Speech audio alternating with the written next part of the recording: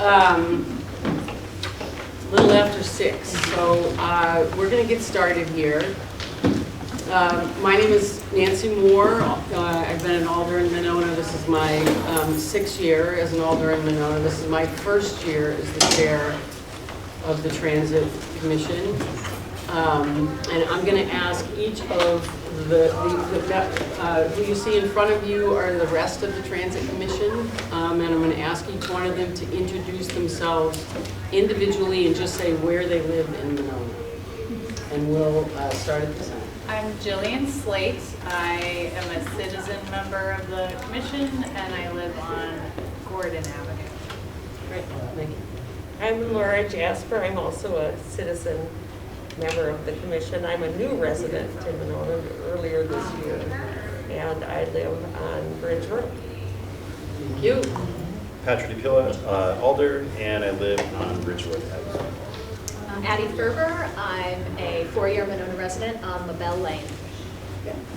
I'm Doug Howell. I've been on the commission for, I think, 8 years. Been in Monona since 2008, and I live on Oak Court. Fantastic. And Mark, would you like to introduce? Mark Lotaker. I'm the interim city administrator currently, and the finance director, and I sit on this committee as a staff person for the city. Terrific. So I would like to start by welcoming everybody here. Thrilled to see the interest. I love to see every time we do a public information meeting, or open house, or whatever you want to call it. I always love it when there's a good turnout. So thank you for being here. Before we turn tonight over to Madison Metro, I just wanted to point out a few things. I want to say a few things and let you know the information that is up here on the table. So, you know, let's just say we learned from the first session on the 20th, which is to say, for those of you that may have attended, have been here both times, we didn't have the survey data available from the last survey that we did in Monona, and since that time, that survey has been put up on the City of Monona's website. That said, we know that not everybody has access to a computer or knows how to navigate the city's website. So I today put together a summary of that data from the last transit survey that we did, which is in 2021. And I also provided a little bit of a historical reference, some historical facts in terms of sort of where we've been with transit that I hope will be helpful for everybody. And I'm just going to start tonight again before I turn it over to Madison Metro with a few remarks. So bear with me as I read through those remarks. So it should come to no surprise that Dane County and especially the Madison Metro area is growing. The importance of that growth being smart cannot be overstated. It's critical for the area's resiliency to climate change, for shared equity and opportunity for all of the area's populace, and for the health of the area's treasured natural resources. Part of SMART is thinking and acting regionally and sustainably. Consider that no community is an island. We're all in this together, and we all have limited resources. The Capital Area Regional Planning Commission, CARPC, recently produced a 2050 regional development framework with, quote, increasing the percent of development that is compact, mixed, walkable, and where feasible, transit supportive at the top of the list. In short, density and transit really matter. That said, this summary document of data, which I prepared, is not intended to justify the current Madison Metro proposal, advocate for it, or defend the Transit Commission's deliberations.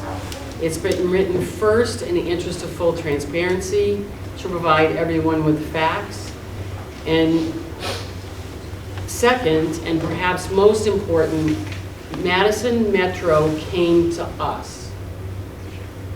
We believe the data, both in 2021 and in 2016, the last time we did an outreach and survey, at least tells us that we owe it to the Monona residents to give Madison Metro proposal due consideration, inclusive of your input in the public information meetings. I really do thank you for attending, and I want you to know that no decisions have been made. We have been deliberating and thinking about the best way forward, and we're really interested in hearing what you have to say tonight. So, again, a little bit of background information in terms of the history as well as the survey results are up here. I have about 25 copies for those of you that want a hard copy. I would, just again, the survey is not meant to be exhaustive. It's not decision. It doesn't mean that we're making decisions based on the data, because there's no amount of data, frankly, that we could get that would probably tell us yay or nay. But just as a few data points, survey respondents in that last survey in 2021 reported that they would be much more likely or more likely to ride Monona Transit if the bus ran more frequently during the day. That was 58% of the people. If the bus ran on weekends, that was 57% of the people. The bus route went closer to their destination, 55% of the people. The bus ran later in the evening, 44%. The bus or stop was closer to their home, 38%. And the bus ran earlier in the morning, 17%. And then when we got to the question of how can we improve Monona Transit, 36 out of 81 respondents said expand hours and/or stops. And then 13 said partner with Madison Metro. So again, that's not intended to be exhaustive in any way. It's just to give you a few data points as to why we feel it's important to give the Madison Metro proposal its due. So now what I'm going to do is I'm going to turn it over to Madison Metro so they can explain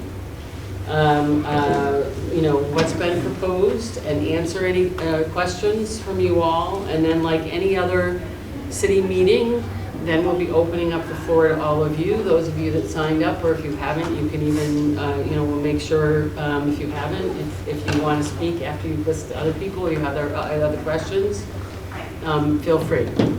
Okay? That sound like the plan? Okay. So with that, I'm going to turn it over to Sean and Meg. Thanks, guys. Much.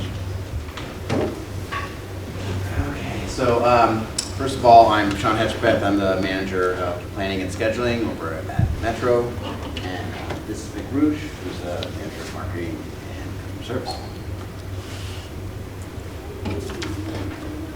So a little bit about Metro. Before COVID, we were carrying about 13 million rides a year. And we are a fixed route operator, and the ADA law requires us to have complimentary paratransit 3/4 miles from our fixed routes. A little bit about these partnerships coming up. So we are not allowed by state law to be a regional transit organization. We do need to have contracts with different municipalities and organizations whenever we leave the city of Madison limits. So right now we do have partnerships with cities of Sun Prairie, Fitchburg, Monona, Milton, Madison Schools, University of Wisconsin, Health, and Madison College. So yeah, this is a little bit about your local Monona service. It's contracted directly. It has a peak hour bus, and then it also has a lift service that's during the day that operates more or less as a deviated fixed route. There is a separate fare system that does not currently have transfers with Madison Metro, and I've been told that the budget's about $246,000.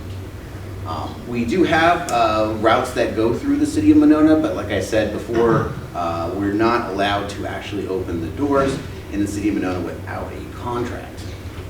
So that's kind of getting through here. So right now, as many of you may know, we're doing a large redesign. That are changing all of the routes. That has kind of opened some opportunities, which is one of the reasons that the general manager reached out to Monona of a way to integrate Monona into the system. And we'll get into the route alignment too after this. This would be an all-day route to downtown Madison, to the UW Hospital, up in University Bay. We'll see that in the map later. And all the stops within this on Monona Drive and going through the city of Madison on Broadway, we would open the doors there. In many cases, these routes would be more frequent than the proposed routes. And this would include paratransit service, which is a door-to-door service for eligible riders with a disability that prevents them from using fixed routes. So there will be more information about paratransit that Mick can share, and there's also some forms here as well, and we can get into that later. This would replace the current lift service that you have today. So, Sure. Yeah. So for the paratransit service itself, there's an application eligibility process. What you can do, you can apply early. So if Monona did come on board, you can actually apply right now to see if you were eligible and go through our application process.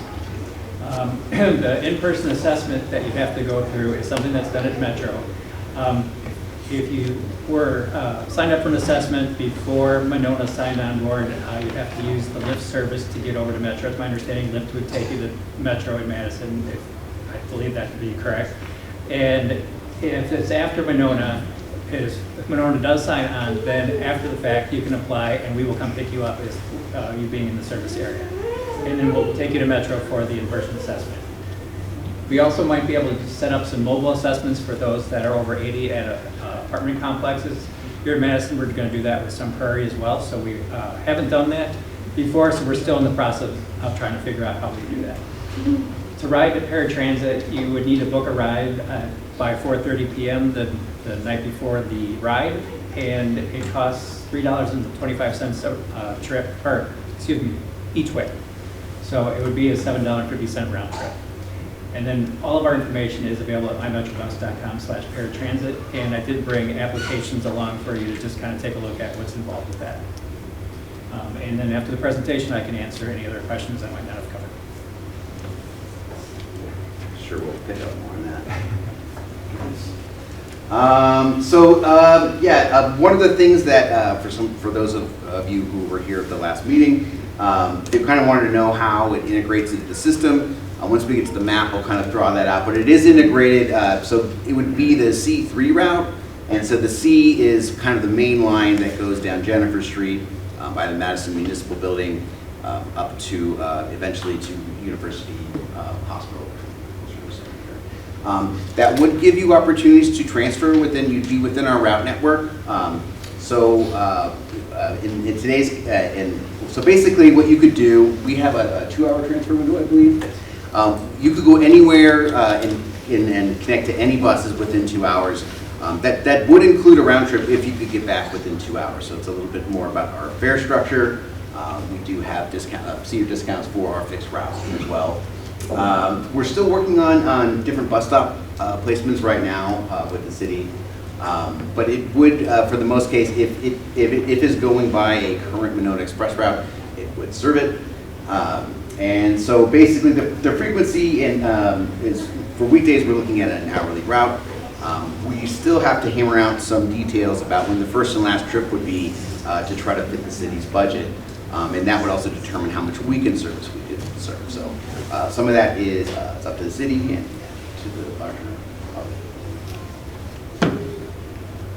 Okay, so this map, this is kind of a preview. We just posted a new system map of the whole route network on mymetrobus /redesign.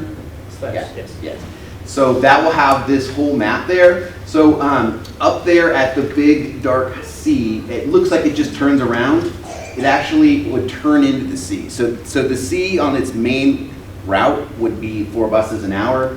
One of those buses would go into Monona if you do choose to join us. And then we have 2 buses that would go at Cottage Grove, so that would be half hourly, and we have this little Buckeye branch, C2 as well. So you would be able, you would not have to connect up there at Dempsey. You could stay on the bus and, do not have to transfer, and you could go all the way to UW Hospital from there. So we since I think changed this map to make it look a little bit more integrated. So it's not just a loop that you have to transfer. You can stay on the bus and then they'll take you down there through Atwood all the way to UW Hospital. Would it go into Metro Market parking lot or across the road from Metro Market?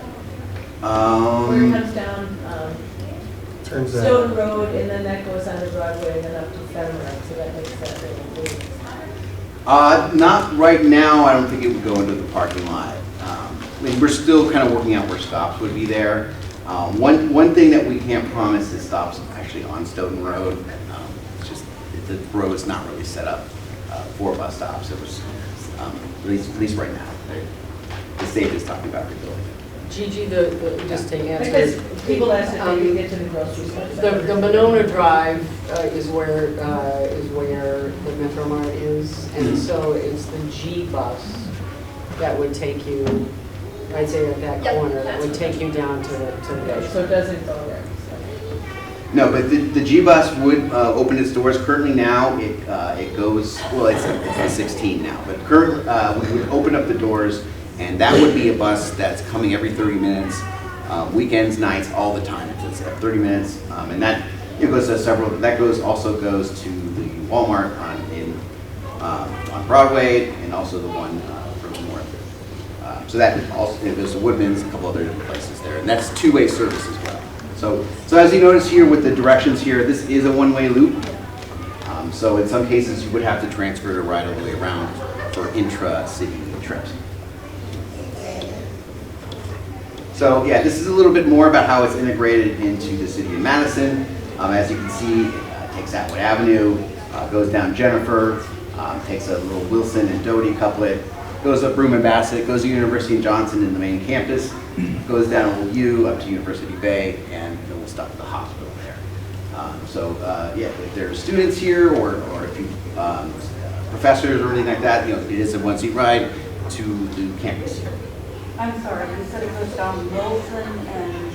There's Wilson and Doty there, so that's where it goes right by the Mass Municipal Building. So it goes about a block from the square.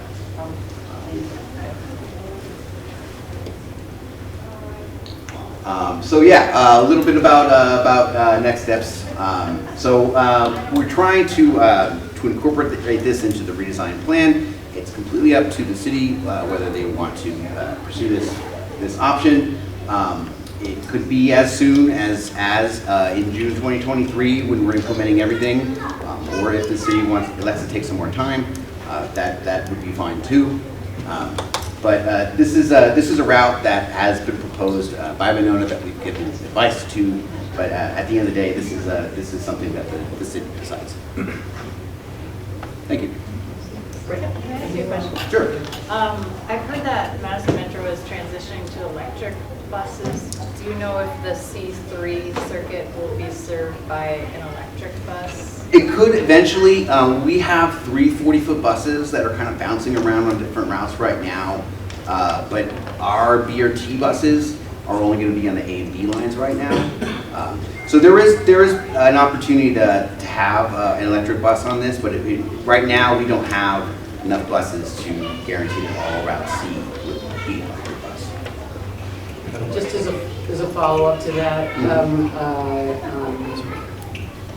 do you have a timetable for when the rest of the fleet will be turning over to electric? Because I know that Madison Metro does have a longer-term plan in terms of transitioning more and more in that direction. As of now, I don't know if we have a long-term plan to go to all zero emissions, but we are getting 43 60-foot electric buses in the next 2 years or so. That's a lot. Yeah.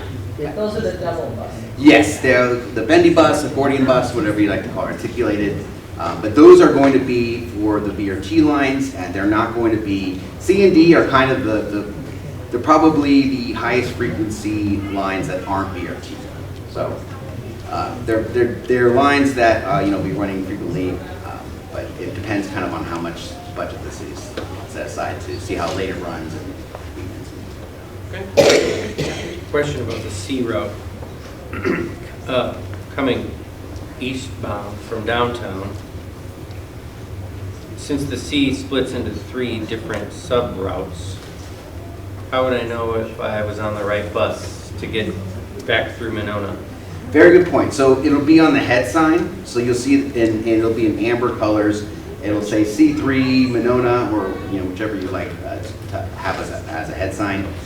There'll be a lot of folks that don't ride to the other branches, and they can just get on any bus. Sure. But yeah, if you want to be sure to check that head sign to make sure it says C3 on it. Great. And just a question, maybe you can't answer this, but C3 road is going clockwise now, and our little transit express does clockwise. It alternates its rotation for the afternoon service. Is it possible that the little branch that serves Monona would go the other way to avoid having to take everyone all the way southbound before returning through the neighborhood? Or maybe that's the most fair way to do it, I don't know. It depends. There's different things. Whenever you flip over, there might be people waiting on one side of the street, and then the bus comes on the other, and there's a scramble to get over there, and there's some dangerousness there, there's some confusion. Also, we had a couple of reversing loops that we got rid of in our redesign because they were confusing for our passengers, and you would need double the amount of stops. Okay. But that, like I said, this is City of Monona's route, so if you want us to do that, we can look into it. Great. I just actually have a couple more questions that came from correspondence that we received prior to the meeting before I turn it over to our folks tonight. So,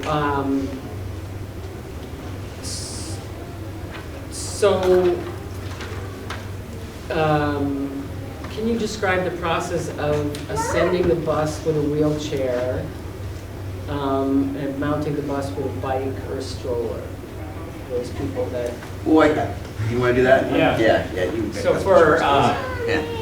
for a wheelchair, the bus is all kneel, and so the bus would, wheelchair passenger would get up close to the bus would kneel.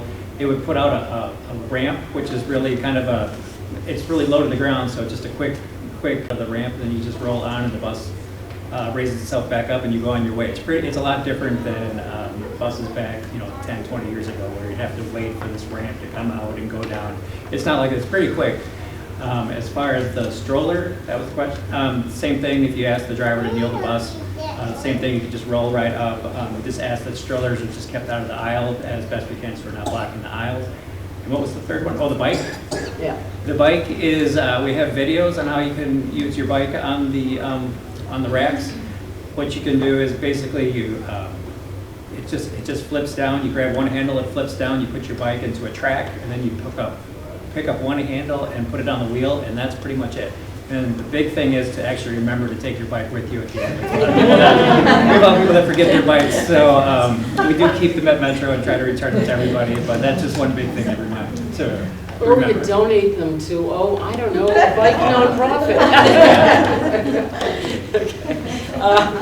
I didn't hear, are all the buses have that wheelchair capability? Yes. Oh, absolutely. Yeah, they all have the wheelchair, they all have the bike racks. Yeah, 2-position bike racks. And if you do ride on one of the accordion style buses, actually the bikes will be stored inside, so that would be a little different for those bigger buses. And those are just planned to be on the A, B, and F line. Then a couple of other questions that we had in advance was, if for whatever reason the C3 route, after trial, we felt like needed to be modified for one reason or another. After a trial period, to recognizing that you need to stay within a time limit to keep the loop going. Is that something that we can, work out in the contract, that after a period of time, maybe a trial period, we can make adjustments if we need to? Yeah, a couple of things about that. We have regular driver picks that there are times that we can do changes. They would have to be aligned with the 4 dates a year we have in our agreement with the Teamsters. Other than that, if the route is changed more than 25%, we have to do a civil rights analysis. So it depends on how much you wanted to change it. We do have a year to do a pilot project before we would have to do one of those analyses, and I've done several pilot projects with other cities that were similar. But absolutely, I mean, it's really hard to know what's going to happen day one. The route could be a little tight and not make connections. You could have extra time and you could push it out further. You might want to change, stop here and there. Some turns could be hard. It's hard to know until you run it. So yeah, certainly we could finesse the route after it was launched. Okay, great. And then related to the same thing, are you looking for the city of Monona for a particular length of contract, or are we doing it as kind of a pilot thing to start, or? Well, it would have to at least last the driver bid. I mean, I would normally probably say a year, but it's a little bit above me for that to make that determination. Okay. It's above me too. Yeah. But I just thought I would double check. So, and I don't know if your map that you had up here of the Monona route had kind of what we're thinking about for stops. But we do have copies of what we're thinking about for stops up here. No, it's not on this version No? yet. Okay. I have. It's a work in progress. Mark sent it Yeah, Mark, today. I have, Mark brought some and I have some here too, so honestly, it's a work in progress. But we do have, you know, a draft. This is draft, big in bold letters. Oh, great. So we have lots of copies for those people that are interested in where the actual Different letters on it. stops are. So again, let me just say one more thing as it relates to city planning, because that was another question that came up. They wondered. Some folks wondered sort of how it fit into the overall city planning. We can.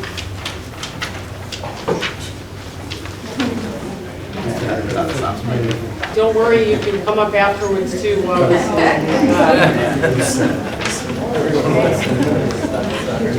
So several people wrote and asked about how it sort of fits into the overall city planning. And what I would say as it relates to that is, it just so happens that I'm also chair of the Plan Commission. So as chair of the Plan Commission, I think I'm pretty well placed to let you know, not only that, but as an alder for the last 6 years, 5.5 years, you know, I think I'm pretty placed to know sort of what we're seeing, in Monona right now. And what I would say is, first of all, if you went to the city's comprehensive plan that was designed or was developed in 2016, or the Monona Drive revitalization plan that was developed when Monona invested significantly in Monona Drive, in a redo of Monona Drive. And now, coming up, working with the county, there's substantial reinvestment that's going to be done on Broadway. And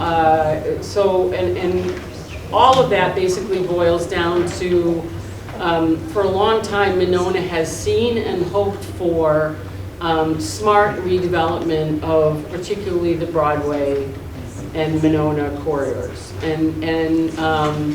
As some of you may know, we've got buildings on Monona Drive that are in not very good shape, and the same thing in Broadway, and we've already had some new developments come in, and there's still some other developments where Monona, frankly, is currently going through a lot of development interest on those two corridors, which is really exciting. Because again, it goes back to that regional, the Regional Planning Commission's goals, which is that, as everyone knows, unlike other communities, Monona doesn't have, we're not interested in sprawling, and we don't have any land to sprawl into. What we are interested in is putting some additional density where we can, where it makes sense. And we're also interested in that work both on Broadway and Monona. The developments that are coming in include workforce housing and continue to include a lot of small businesses. Most of what we've looked at so far is mixed use, which is to say, you know, small businesses on the lower level, and then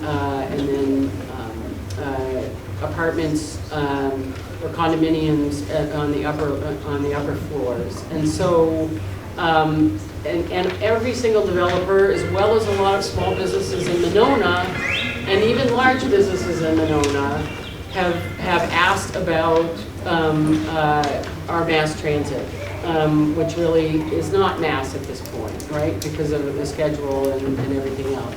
And they've asked about that because one of the things that's a challenge for small businesses that operate here, and even larger businesses that operate here, is that individuals, certainly their workforce, many in their workforce, don't necessarily, not to mention one of our newest big businesses here in Monona, One City Schools. A lot of those entities, their ability to attract employees in part relates to those employees being able to get to Monona. And so when there isn't an easy way to get to Monona, or the only way to get to Monona is to get in a car and drive and then need a parking space, it further complicates their ability to do business here. So that's all I'm going to say about that. I want to give us plenty of time, you plenty of time to voice, to share what you're thinking. So with that, we'll turn it over. We have a mic. Can we ask questions about? Absolutely. Absolutely. Yeah. Why don't we start by asking questions first, and then if you just want to make a comment, we'll wait, and you can come up to the microphone for those people that want to make comments, and we'll call you from the list here. Okay? And maybe we should remind people that comments should be limited to 3 minutes, Yes. so that everyone Yeah. has an opportunity to speak. Yep.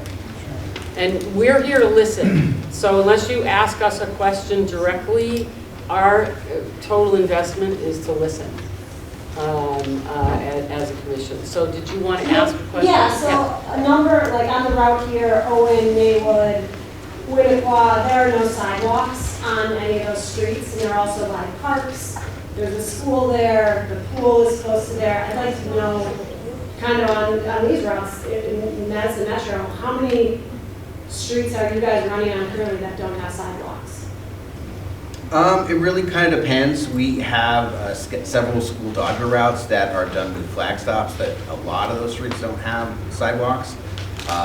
We are, well, this is kind of City Madison. We are working on changing our assessment policy to make that easier to expand those.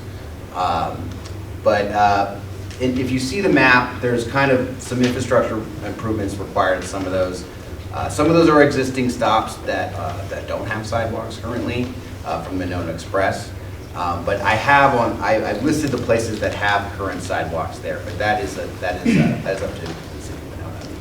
And we would work, and just as a follow-up to that, any final stops that we would create in Monona, we would make sure that the stop itself is either has a pad or, you know, is clearly marked and has something so people that are waiting for the bus would not be standing in the street waiting. Well, and I think it's less maybe like just the stops than an hourly bus running Correct. through these residential streets with no sidewalks, Right. kids on bikes, Yep. people pushing strollers, Yep. with the lake loop right there too. Yes. That has to be in Yep. consideration. Some of those Yep. streets are packed the way it is. Yep. Understood. Questions? Only questions at this point. Yep. Thank you for having the information session. I appreciate that. I'm curious if you can walk us through the timeline and the process that the city will take before they make a final decision regarding adopting the Metro bus or sticking with what we already have. I'd like to know you being very transparent to everyone here who's here to listen and also on cable to know what is the path that you're going to take, so we aren't surprised that a decision will be made because you've gone really fast to make a decision. Sure. First of all, let me just say that this has not been really fast. This is something that the Transit Commission in one way or another has, and in fact, historically, one of the things that I put in the document is the fact that we've reached out to Madison Metro like every 2 or 3 years for the last decade at least. And in fact, Madison Metro used to run in Monona. For those of you that have been here a while, you may know that Madison Metro used to run here. And so it is something that, we've continually reached out to Madison Metro every 2 or 3 years just to see if we could work together. And this particular proposal, I think, came forward, I don't know, initially, probably what, 6 months ago, Mark? It's been about a year. Been about a year, even longer, been about a year. So, and we've just been, since that time, we've been in discussion around what a loop might look like and what we thought the needs of our residents were or whatever. And there's some people we know that have said, I want every last detail before you come to me, like they feel like it's not detailed enough yet. And then there's other people that say, you shouldn't have any details at all before you talk to us. So we try to balance those two because people have, so I can tell you what the process is, I can't tell you the exact timeline. The process is that we're taking all this feedback, we're going to be continuing to deliberate as a commission. There's another public information meeting that's happening on November 16th at the Senior Center at 10 a.m. in the morning at the Senior Center. And at some point, the commission will make a decision based on the feedback and probably some additional details and some based on your feedback, some additional adjustments. We'll make a determination as a commission, a recommendation one way or another to the city council, and then it'll go to the city council. That's the process. That's how the process works. We only make recommendations. Then the city council deliberates it, and of course, during the city council deliberations, residents, during transit meetings or during the city council meetings, residents are always welcome to attend, continue to attend, stay informed, etc. And we'll continue to keep you informed as it's going. As I think was up on the screen, the hope is that we can make some determination in 2023, hopefully to maybe start by 2024. I think that's what your screen said, right? Oh, it's soon. We're making the redesign changes in June 23, so right. That would be an opportunity to do it then, but right. We certainly could go on your own pace. It would be, we're looking at calendar year 20, looking at 1/1/24 switch. Right, exactly. That's what so again, we're looking at 1/1/24 to make the switch, so it's going to be another year, 14 months before, and at least another probably 6 months before we make that decision. Yes, questions?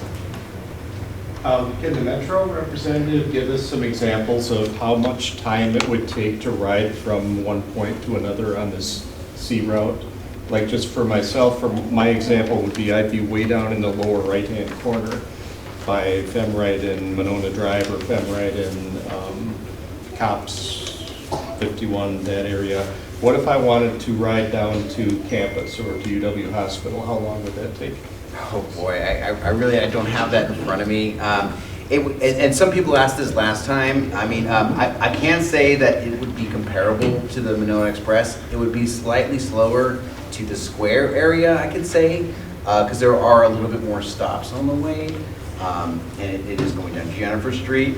I don't have the travel times. We're doing the scheduling for the main C route right now, and so it would depend on the time of day. We would have a flat travel time for nights and weekends, but we're actually doing that scheduling work right now. So I don't have a time, unfortunately. Do you know when would be a good time to give us, that we could give some sample rides to get times for those, or estimated Yeah. times? Certainly. In the next weeks or months, maybe? Oh yeah, absolutely. No, that's what we're doing right now. Okay. We would certainly share that with the city. I feel nervous about giving a time now that might be wrong. We could lie and just give them something. If it's too short, then doesn't matter. It's longer, and if it's long, then it's better. I'm misrepresenting. Question. I'm curious, what kind of data gathering has the committee gone through to determine a residential need for this bus line?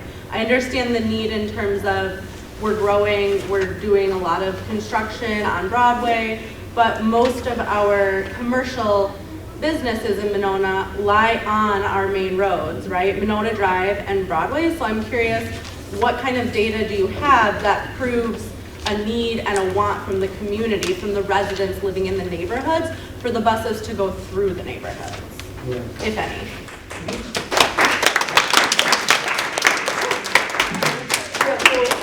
Again, we have survey results from 2021, and then we have outreach that was done in 2016 as well, and those survey results.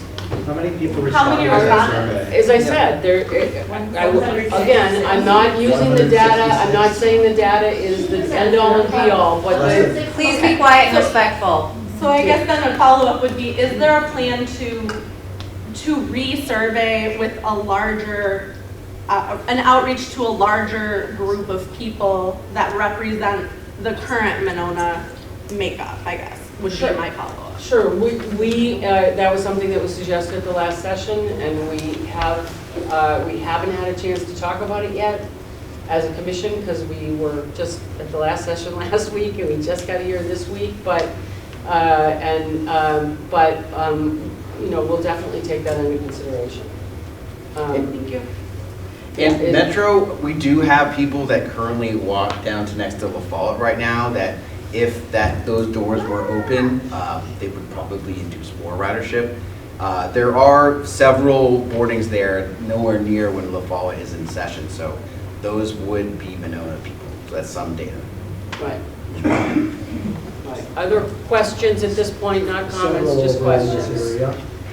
Sorry, go ahead.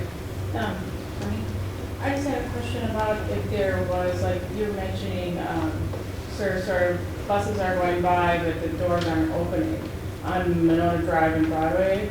Has there been a conversation about what that contract would look like for the people of Monona, specifically targeting the routes on Monona Drive and Broadway where buses are going by, but doors are not allowed to open because we don't have a contract? Have we looked at what would that cost be for the people of Monona so we can get those doors to open for us on Monona Drive and Broadway?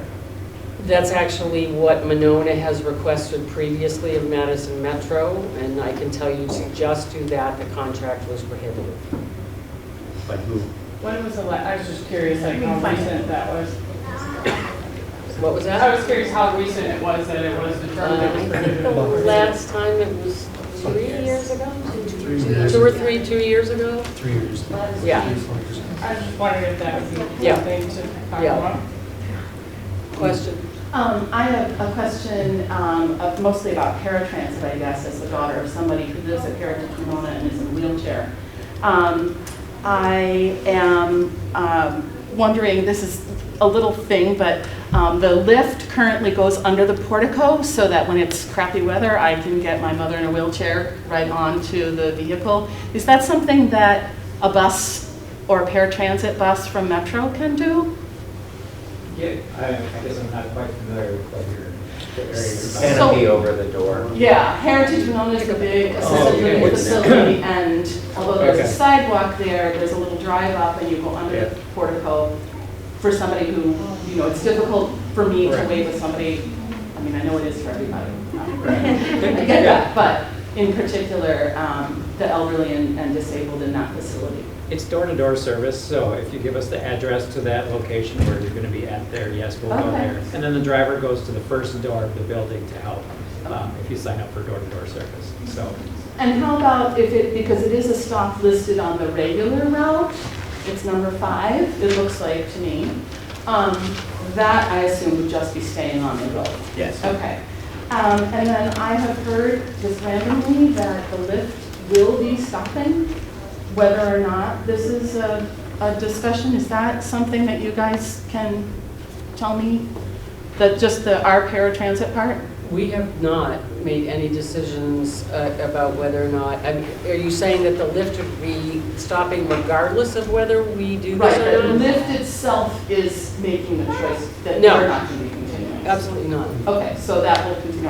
And then I just was wondering what kind of outreach to people like the executive director of Heritage or other similar facilities for disabled or elderly, if there's been outreach from the committee to those folks in terms of what needs there are. Yes, there has been, and it's not by this committee, but by our senior center. Great, As you know, our senior center serves, and so the senior center has reached out to all of the communities as well as talking amongst themselves, and so there has been outreach. Great, thank you. Sure. Sure. In the green. Yeah, I was wondering, has anything been, have you looked at the current or past safety or accidents on any of the roads that you've chosen as a route? In other words, if one road was to get multiple number of accidents versus another route, would you still choose the least safe route? Speed. Do you have any idea? I'll give The you number of accidents. Yeah, on any particular road. I do not know the number of accidents. Like our road, we've had 2 vehicles totaled in Which front road of is our that? house. Owen. Road. We've had 2 vehicles totaled, and there's been 3 other vehicle accidents just right in front of our house. And I know Owen and Monona Drive also is a very tender point as far as accidents. And I'm just thinking that incorporate in not necessarily more traffic, but a heavier vehicle traveling that road, if that isn't going to contribute to even more of an unsafe road. Has any research been done on that at all as far as? We went out with one of our driver trainers and did drive the proposed route. So we did make a couple of small changes based upon that. But I mean, I personally, since I did not draw up the route, I did not look at that information. But I will say that our professional drivers. Yeah, we can. We can look at that information. What I would say is that one of the reasons why Owen was chosen for the route is, of course, that's where our major senior centers and facilities are. And there's there's also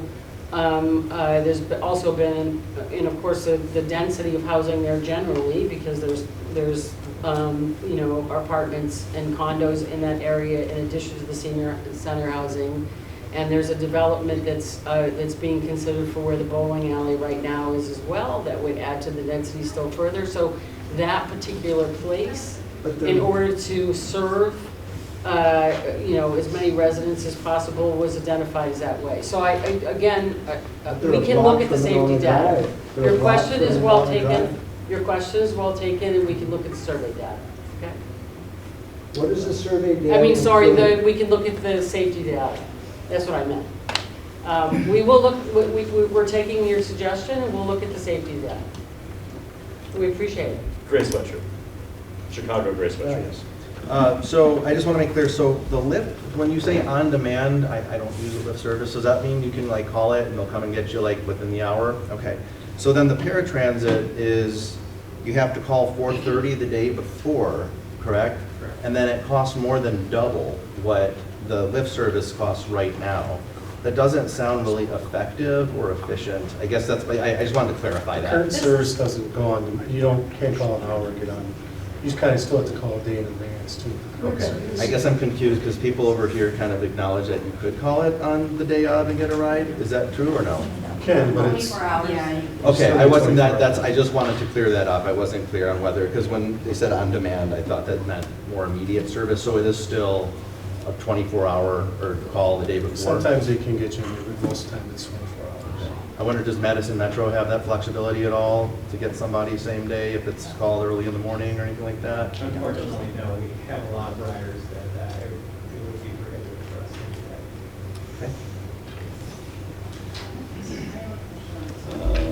Okay. Christy. Yeah, I wanted to, someone pointed out to me today, and I just wanted to make this clarifying point in case anyone's confused. The route map on the city's website is slightly different than this handout. It shows it going down Healy instead of going on Maywood, so I'm just pointing that out. That change was just made. Okay, yeah. By Someone Madison said that to me and I Metro, was because they realized surprised. it was difficult in terms of that's the terms. All right, yeah, understood. The other thing I was wondering, and this kind of came about after last week's session, which we heard so loudly how much the seniors care for their drivers and how much the drivers care for the seniors, which is wonderful. I was wondering is it a possibility that the Madison Metro drivers would be consistent with the paratransit route, or do those flex? Would there be an opportunity for our seniors to get to know their drivers? I don't have the answer you're going to be looking for. We contract that service out to different vendors, so we actually don't have Metro drivers that drive that particular service. So we do. Like Badger Bus is one of our vendors, and we have a contract that's out for bid right now. So we would be looking for different vendors. So that might not really be the case, but it depends on how those vendors schedule their rides. If that's a possibility, even just to voice that, I think that would be really appreciated. Okay, again, we're sticking with questions. Two here. Until. Yep. Okay. How about you? Do you mind? Because I got some kids. No problem. One, you keep on referencing there was a metro going through in the 50s. And I'm curious, number one, why did it end? I mean, in the 50s, most people only had one car. Now most people have two. We have a lot more people staying at home because of the pandemic. Just wondering if you think that's going to change ridership, if ridership may not increase. So again, why did it end back in the 50s? It wasn't in the and 60s. You just said that. Started in the 90s, I believe. Well, what was the reason? Because we obviously decided at some point that we didn't need it. We didn't look into that. I mean, I'm a historian by training. So. I mean, I'm just curious. At some point we said we didn't need it. You know, and now more people are working from home. So do we really need a bus coming through? And two, I'm sure you guys didn't have much input on the route, maybe Metro does, but I noticed that there's not a whole lot of high-end houses being driven past daily with Metro buses. And back over in the new area that was developed, there's a lot of people who need to ride. And the old Simpson Street, things like that. Why isn't the bus going down Winnequa and out instead of up Owen Road? To me, it makes more sense for a bus to go down Winnequa and pick up all those people and go out to Broadway instead of coming right up through the city past Maywood, which kids walk to school. We have a crossing guard there. I mean, there's a lot of intersections we don't even have crossing guards. One of the reasons was the G route, so those people that you're talking about, like the current area, the new development, they have access to the G route, which would take you downtown too. So there's different ways you kind of had to look at it. So if you're looking at it, you just didn't look at going down Winnequa, because they already have access already to the G route. Yeah. In walking distance. So that was kind of the main difference. All of these routes that are on here would become available to Monona. So right now, depending on which map you're looking at, it's either H or G, C and L. You can't ride any of them from Monona, and you can't get off in Monona. So this contract would open access to all of those routes, and the logic behind the placement of all of these different routes is A, timing, so 20 minutes from this point to this point, and just coverage. So trying to cover the most equal distance between Okay. walking distance to Still the seems route. like that half of Monona from the high-end It's not. Winnequa Road and over It's not. Ford Street. No. It was There's based a lot on, of more, a little bit lower income No. there too that would potentially just ride the based on bus. coverage, It was that's based all. on coverage, we were really trying to get everybody within like, what, 3 blocks? I mean, when the first sketch that we did, or the first discussion we had was to try to make it so that, you know, people didn't have to walk like more than 2 or 3 blocks to get to a stop, anywhere in Monona, regardless of. The other thing is, since I've been on the commission, we've actually had, so we have the Lyft and the Express now, which have active ridership. And the Express routes are popular, and ridership for the Express route has gone up every year since I've been on the commission, steadily, except for the pandemic year, which obviously curtailed a lot of activity. But we've noticed as commissioners the ride demand increasing, so. Well, I know a ton of people in this community work at local hospitals and we can't afford to jump on the bus. For instance, I'm on call tonight. I can't jump on the bus and go to work. I would never make it in time. So I know there's a ton Not of financial people. afford, but time afford? Yes, time Okay. afford. Okay. To jump on the bus, and I have a whole group of ladies that all they do is work at the hospital. So there's a ton of people that I feel We'll the give bus you- misses yeah, the mark. But for yeah. those people that need it, I understand, but I'm not sure. I think Yeah. this is going to be better than what we currently have for transit in terms of time to those places, but we'll get some sample times as soon as the map is solidified more, right? Thank you. Thank you. So again, I want to give us time to open it up. We've got about a half hour for those people that want to speak. If we're only sticking with questions right now, we can. How many people recently have told the commission that they need or want a bus stop within 3 blocks of their house? No, Has anyone in this room been asked? I haven't. There's already bus stops out in the. Now, my question is, you based this on you stated a need for us to have a bus stop within 2 to 3 blocks of our house. I'm wondering how many people expressed that want or need recently. Again, that would be purely anecdotal. Well, then you And I said can assure you you that. used it as evidence for this map, which goes down my street. So I think I deserve Right. an answer. Right. And How many? Is it 10? Is it 1,000? I get your point. We understand your point, we hear what you're saying, and we appreciate what you're saying. Why is there no answer? Because It's a simple question. How many? No one has called me. We haven't, I haven't been keeping, I haven't been keeping We have a bus, check you want a marks. 40-foot, you want a 40-foot, 12-ton bus coming through our neighborhood, but you've asked nobody. Every hour. Every- We're asking. Nobody on my street knows about this but me. We're- And I'm we're- involved. Sorry, we're stopping, Okay. stop right, we're asking you're not answering the now, and we're question. gonna be, continue to ask you over the next year. We're not making, we haven't made any decisions, as I said.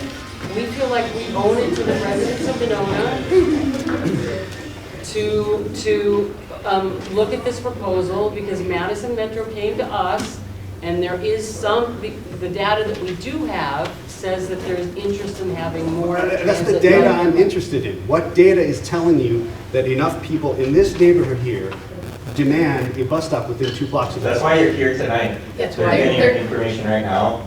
They've There got this hasn't planned been- out. The cart- The To cart answer your is question- well before the horse We've here, got this pal. all Sir, to planned answer out. Way your before the horse. question, there This is has replacing not. a So, DE with hold on a one second, bus. wait, Time out. enough! There Enough, has come on. been no Okay, come on. survey conducted since the one there's information about up here, which you're welcome to get. So to answer Can your I get many question, there from has, my there neighbors hasn't. who don't know about Yes, this? yes, we can definitely discuss that. But to answer your question, there hasn't been a survey since 2021, and let's move on to other questions so that people can offer. Don't appreciate your their- tone, by the way. Yours. I came here in good faith. Let's take the question from the woman in the Okay. back. You want to run my neighborhood, you want to hear me raise my voice, okay, pal? Good question. So, Up here. spare transit is $7.50 round trip, right? Yes. He seems to think he's paying $3 right now round trip. Is that true or? He's an elder neighbor, I promised him I'd come back with the answer. Is it $1.50 each way? Is that really what he's paying? Okay, so right now, he really is paying $3 for them, go home, then on the 7th. Okay. Much smaller I just want to be able to answer that. Okay, great. So assuming that that's the questions, again, what we'd like to do I have one question. is go to There's the another question. I just have a question about bus stop number 9. Does the city police know about that stop? Because they told me that was one of the most dangerous intersections for kids. Bus stop number 9. The city of Monona Police Department told me that was one of the most dangerous intersections for children. And it's right on the little walk route to walk home from school. So that's an existing Yeah, stop? number 9. Would you be able to check into that bus Yeah. stop? Thank you. Yep. I really appreciate it. Yep. Okay, and you had a question? Yeah, one really quick.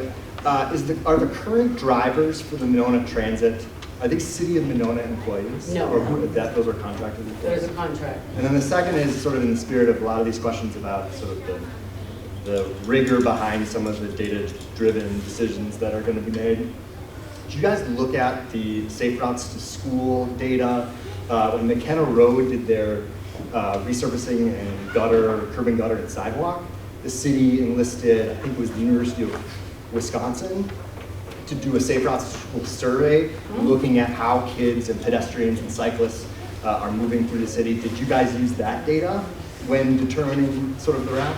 The university, which was the same program that study came out of, there was another class that looked at active transportation of Monona, and there was questions specific to Monona Transit on that survey, and that's part of the data that's here. And so you use that when putting, because it sounds like it's somewhat of an ad hoc process of putting these stops together. It sounds like, the Metro's they're working it out now, and you guys sort of came with a list.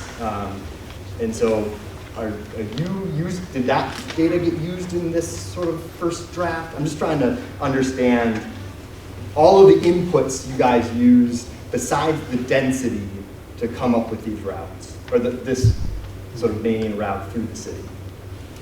To date, the input was looking at the various densities in the city of Monona, and like I said, for instance, Owen, because at the front end of Monona, closest to Monona Drive, the density is high there. We know the density is going to be higher on Monona Drive and on Broadway generally, and looking at the fact that looking at our current route that works in terms of getting people to the city center and our city services at the city center. And then that, like I said, sort of the first pass, if you will, then was circulated throughout the entire city staff, from public safety to the senior center to public works and all the city departments for the department heads to weigh in terms of, and it was tweaked based on that as well. Thank you. So that's been the process today. So with that, again, let's open it up. I'd like to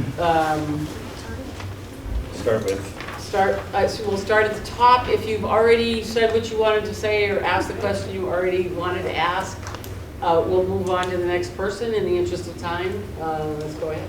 Let's start with Alex Kugel. And again, we'd ask that everybody try to keep it up. Thank you. 3-minute limit. Born and raised in Come up to the Monona. microphone. Born and raised in Monona. I've lived here my whole life. I'd just like to say that transit route goes right the street I live on. I'm personally not comfortable with Monona is already busy with school buses, lots of traffic. It's kind of a poppin' little town, no sidewalks, too many kids around. I don't think we need something else running down. I think an other option, why don't we weigh how to improve the Monona transit for other people to make it fit better? How we can expand on that. Also, if we're doing this to try to also save money at the same time, and Madison's telling us we can save money doing this, I would take that with a grain of salt, right? Whatever they say the price is gonna be, doesn't mean that's what the price is gonna be. I just think it's a silly thing to do. I just pure safety for the kids. And being on that route, I'm not okay with it. It's kind of ridiculous. I think there's better solutions. Thank you. Are you on Owen Road? No, I'm a Maywood. Yep. Thank you. Thank you. Thank you, Rob. Dave Whitty? He was. Dave's gone. Caitlin Block.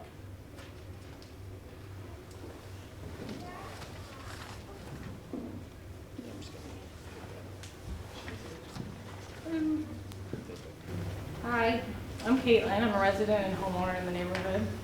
I also work in Monona, and most importantly, I'm raising my children in Monona. All of this is to say that I'm in this neighborhood nearly all day, every day.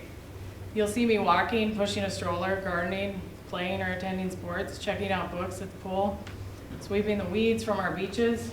Yes, I really do that. At school pickup or as a school chaperone. You'll see me appreciating every corner and every thoroughfare, most often by foot, and juggling a stroller, a kid on a scooter, or a bike, and a dog on a leash. But before I speak any further, I do want to thank all of you. I want to thank the public servants here, staff, the alders, committee members, and all the citizens who are here, who are listening and making their voices heard. This matters. The thing I'm here to tell you is that my life being in Monona is of no coincidence. It's the result of years of careful evaluation and reflection of what I wanted out of my life and what I wanted for my kids' lives. Before Madison, I lived in Minneapolis. Since in Madison, I lived downtown. I lived in Jennings Street. And most recently, I lived in the now trending Eastmoreland neighborhood. I'm here because I wanted something different. And wow, can Monona deliver in a way that nowhere else can.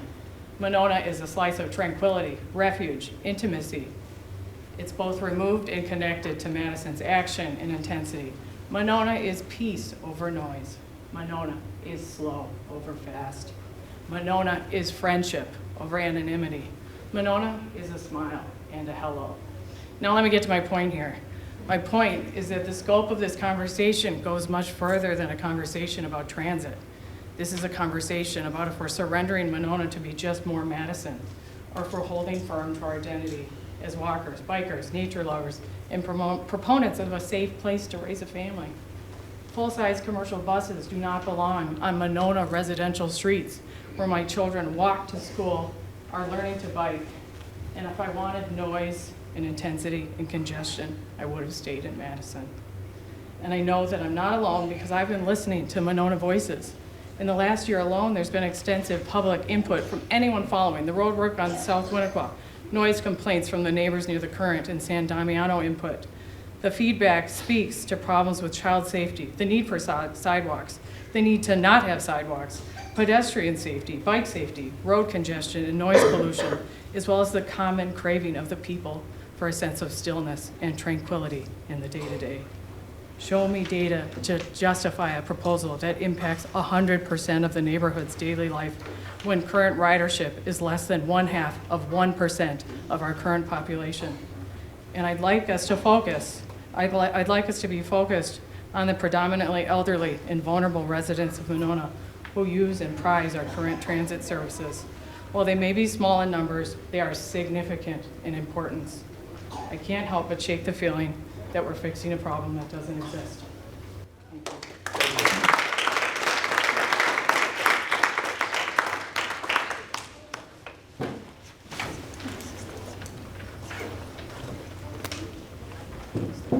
Oh, so next I'm going to call on Dennis Adelino. I can't be.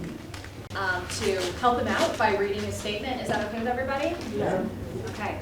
It's important that Metro paratransit door-to-door any area where people live better than walk too far to restaurants. Some people are weak, also can't walk far to get to restaurants. This isn't safe at all. Important to find a way to be safe. We are all human and have feelings too. Also, if a person is deaf or blind, do you think it's safe for blind people to walk far to restaurants? We all need to be safe, like door to door. We need to think about other people's need to be safe. It's important to help people to be safe and to feel safe. Monona Transit is a great service door to door. Metro Paratransit should do the same. See the idea, it's not safe in any weather out there like snow, rain, wind, ice, and else. It's not safe to walk far to restaurants. It doesn't look good.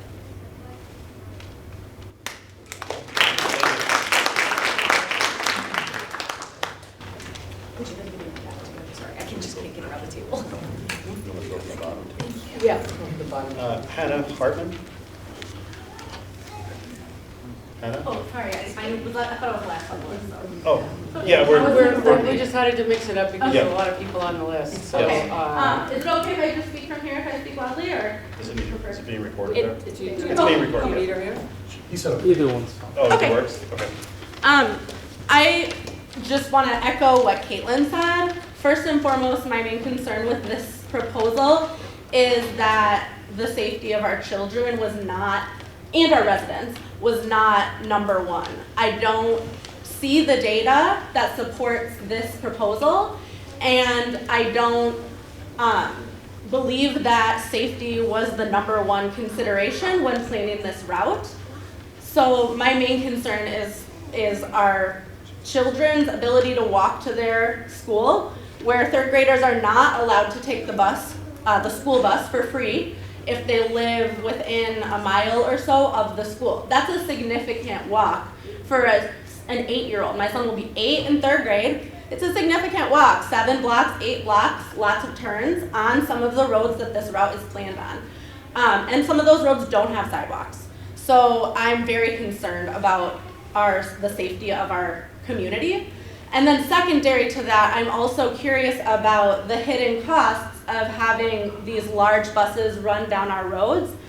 If we're being told it's going to save us money, does that consider the wear and tear on our roads in Monona, and the impact that wear and tear is going to have on our taxes and on our ability to just get around, walking, biking, using strollers, and driving within our own residential neighborhoods. Thank you.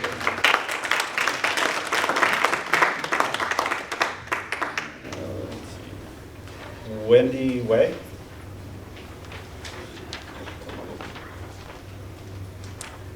Thank you. I've lived in Monona for 20 years. I live at near the corner of Winnequa and Nichols Road, and I have several concerns, many of which have already been voiced directly or indirectly here.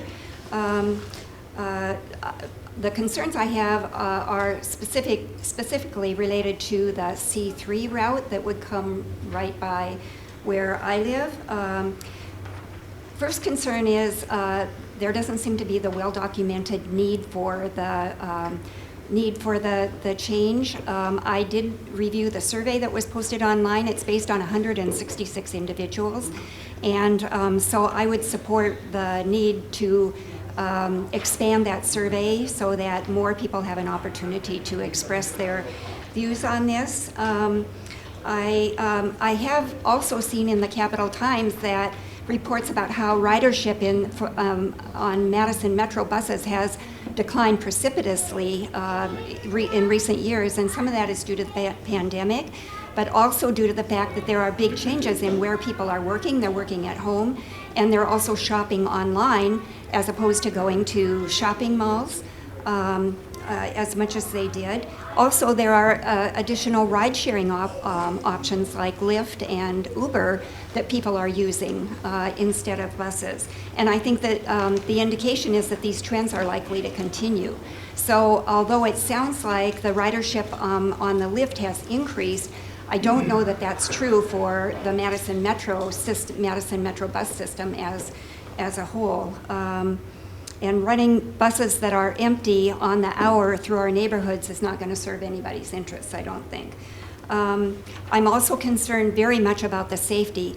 Where we live, we see the use of the narrow Winnequa Road that doesn't have any sidewalks, the use by the bicyclists that are going on the lake loop, and the people that are walking their dogs, and the parents that are pushing their children in the strollers. And so safety is a big concern. The other thing that I just recently found out about is that there is planned construction on Toniawatha Trail that's going to be undertaken, I understand, on the whole Toniawatha Trail. And when that happens in the very near future, all of that traffic is going to be rerouted to Winnequa Road. So there's going to be even more traffic in the near future on Winnequa. I'm also concerned about the increase in pollution that there's likely to be if we're running diesel buses on the hour through our neighborhoods, although Madison Metro does have a plan to increase the number of electric buses and those that run on biofuels. Doesn't sound like that's going to happen for the buses that are running in our neighborhood. And I'm also wondering how residents are going to feel about the We're coming up on don't want to interrupt, but we're coming up on the 3 minutes here. Okay, So we can wrap it up. okay, well, one more point that I'd like to make is I'm wondering how residents are going to feel about the billboard, the huge billboard advertisements that are going to be running by on the hour, every hour. And my final concern is with the cost. I'm really not clear about how this 3% per year, although there might be some initial cost savings, I understand. I'm not clear at all about how this 3% per year increase, year-on-year increase is going to work, and I'm concerned about property taxes, as I think most people are. I would not be in favor of anything that is likely to increase our property taxes, particularly if it's something that is not going to be widely used. Thank you. Thank you. Thank you.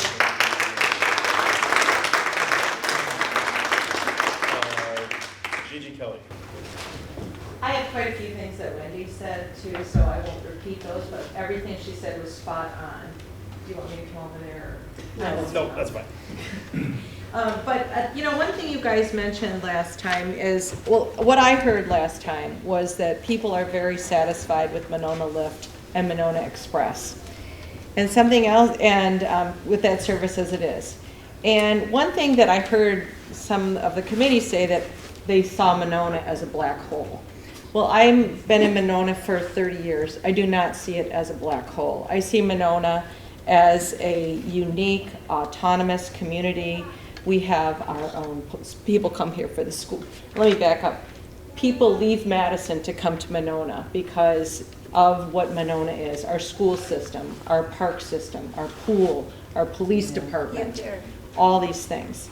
And we enjoy that unique, the Monona community, the 4th of July festival, the fireworks, all those are unique to Monona. People come back home to Monona for that. And I've met many neighbors and walking and enjoying this city who have left Madison and come to Monona for many of those reasons. Also, as far as where this bus route is planned to be, Owen, Winnequa, which is really tight with the new sidewalks and everything, down Maywood, all around the school and community center. We are landlocked. There is no way to add any more. You guys are talking about density. There is no more density that you can add.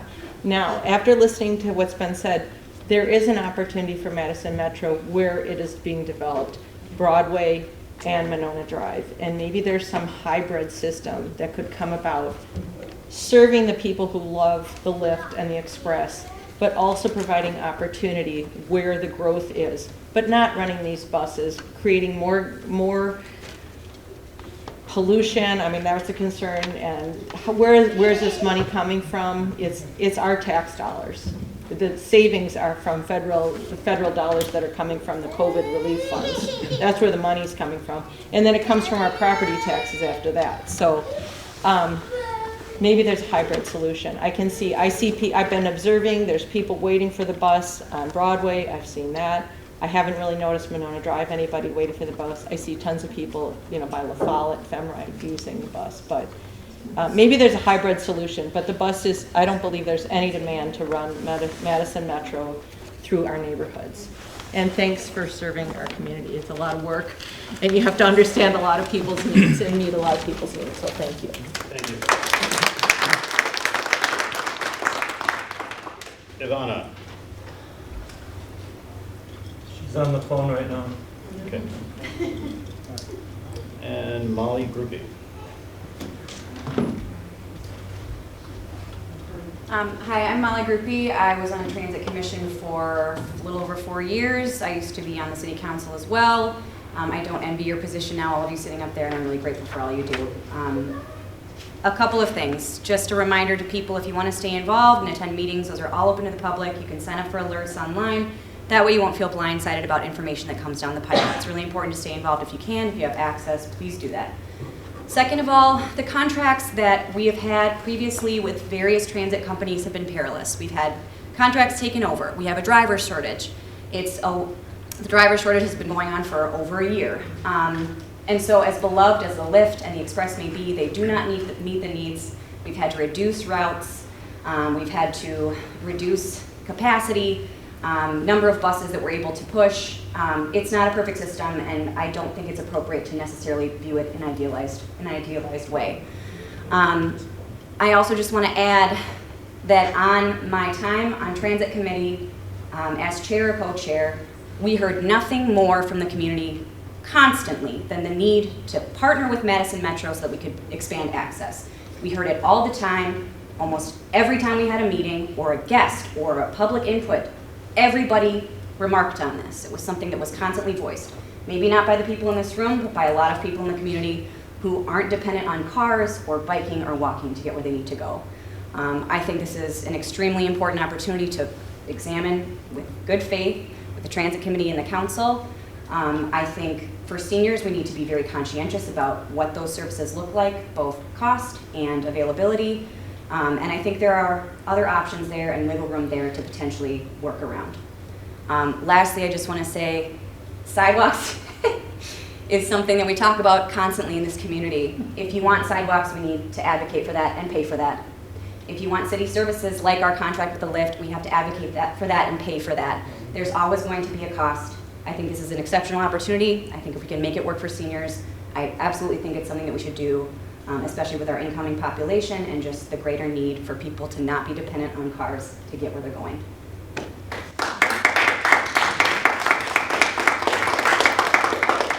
Sandy Rowe.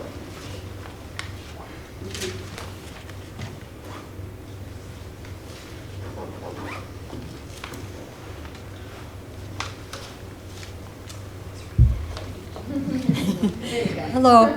First, thank you for this opportunity to talk. I would like to say that I'm not against Madison Metro. I don't know a whole lot about it. But the Lyft and the Monona Transit that we use presently, those drivers do things for us that Metro couldn't do because they're a bigger company. They know us. They take us to where we need to go and pick us up. They help us with the things that we need carrying with, and they're a very caring group of people. And I'm sure other people are too, but I just wanted to point that out, that you would please consider senior citizens who do not have cars, do not have other forms of transportation, most of the time could not afford to take cabs different places, and depend on the services of the Madison transit system. Thank you very much. Thank you.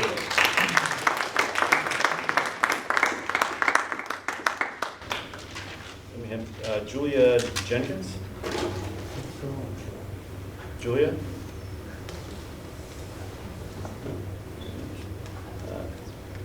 And Ivana. I'll take Ivana's place, if it's all right. Sure. What's your name? Jared Thompson. Yeah, actually. Yeah, Jared Thompson, lifelong resident of Monona. Start. I basically have lived here all my life, since 9 months, actually only 4 years after college. I've always been a Monona resident. And I was the crossing guard for up until the last 8 months, until I resigned. But I've seen the Monona Lyft go by, and they're always on time, they're accurate, they're safe. I don't know what you saw that you need to change from that, because we did have Madison buses in the 70s, and there's a reason why they left. I don't think we need those big buses destroying, no, I shouldn't say destroying, but putting a lot of wear and tear on our roads. And basically what everyone else has said here, Monona is why we lived here. And it is not a black hole. I don't know where Mr. McKeever got that, but it is not a black hole. That's the first time I've ever heard that. Also, one thing I'd like to say, I don't see the mayor here tonight, but she has always been courteous every time I've talked to her. Unlike Mr. DePaul, it would be nice if you did not bellow at people. And the way you treated Ivana last Tuesday night was very disrespectful. It would be nice if you had some manners to people. Thank you. By stating that she was an employee of... Yeah, you were snarky is what you were. Okay.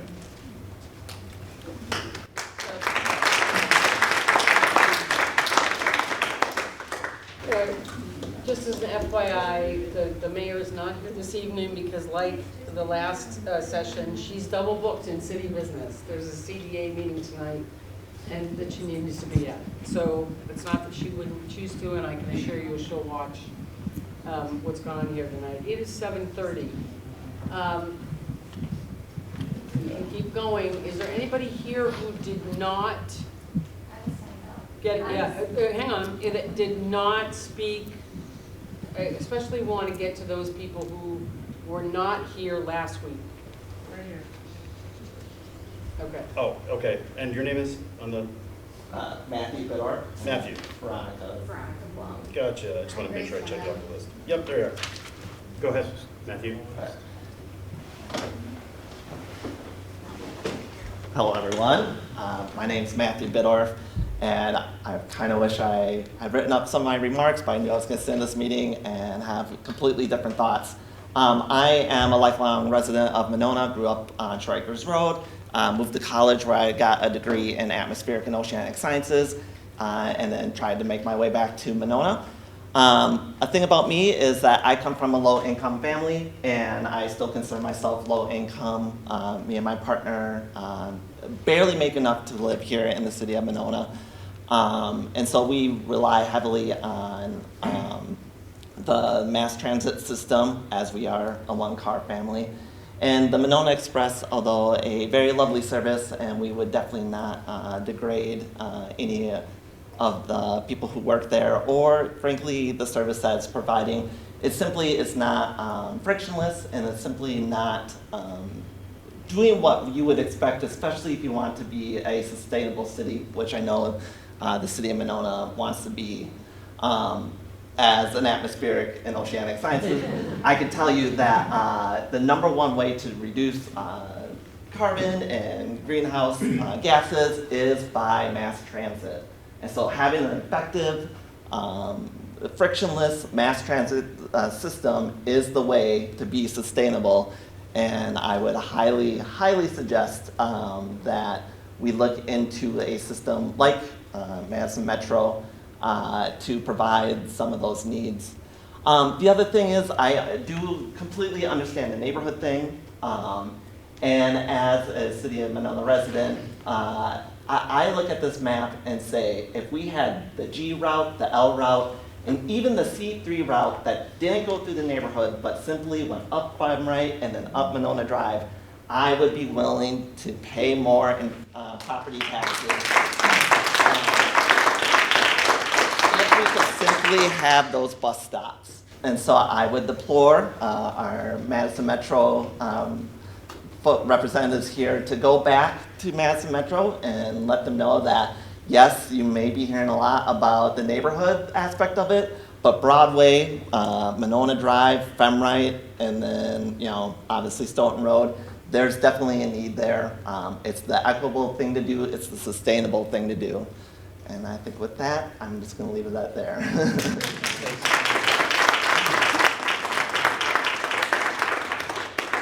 And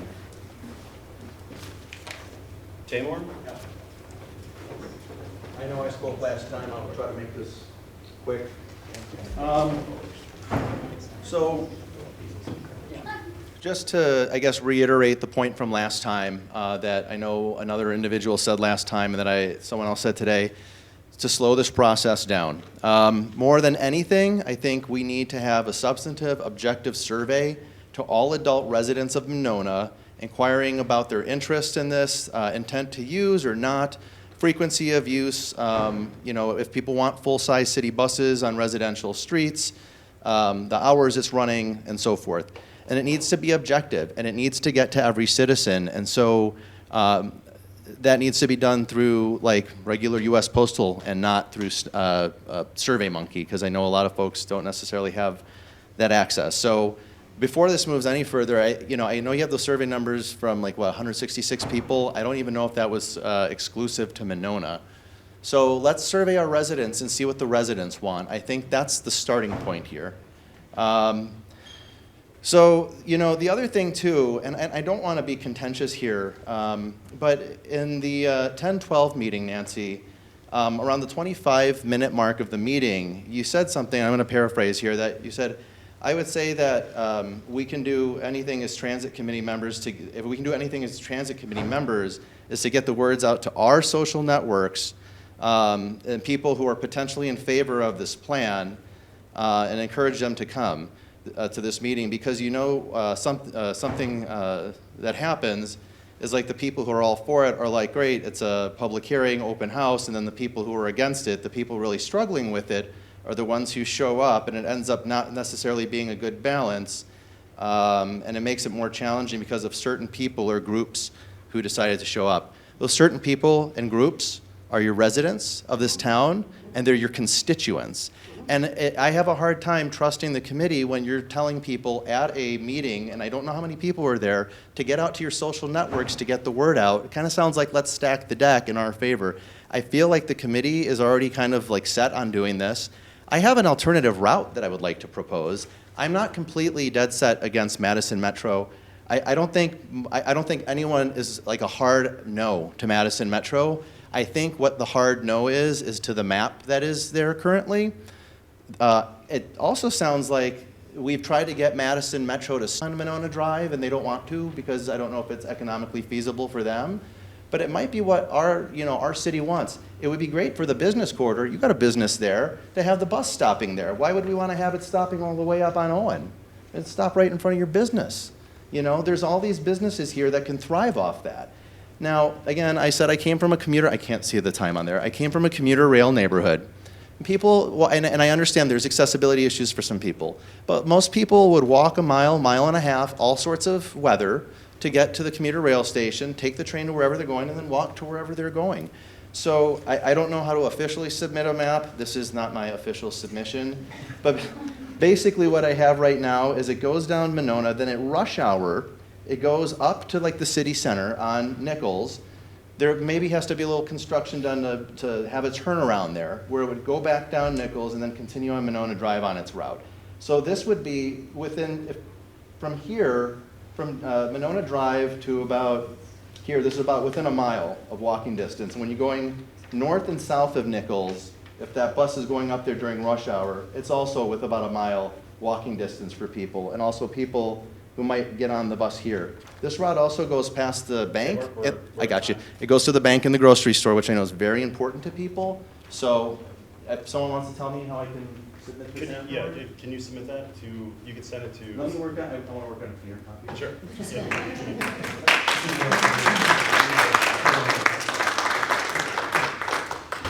Thank you.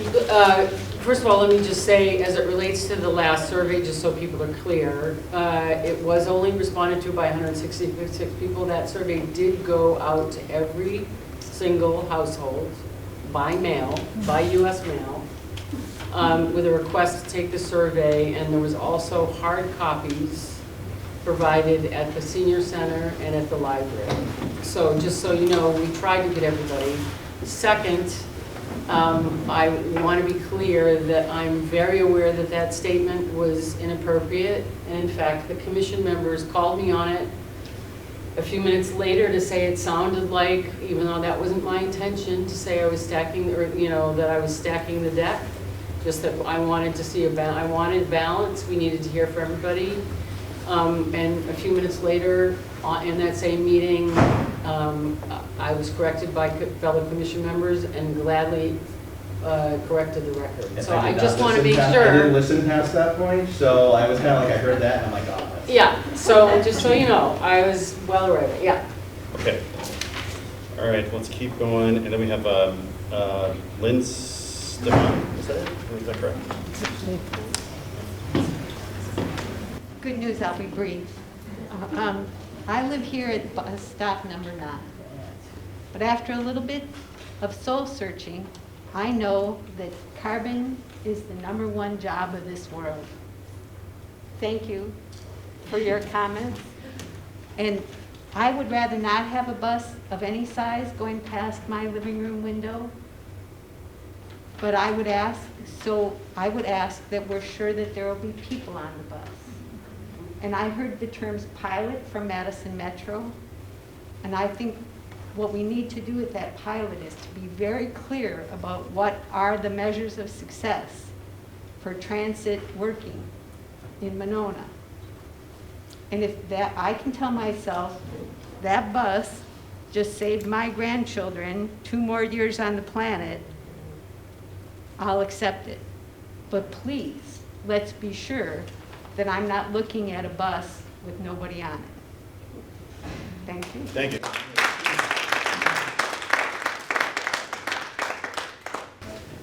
Wes Block? Councilman Block.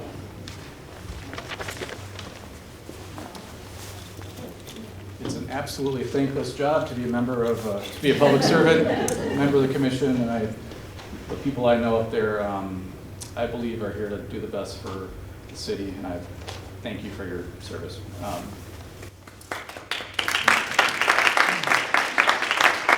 always get thanked before we get a But here it comes. All right.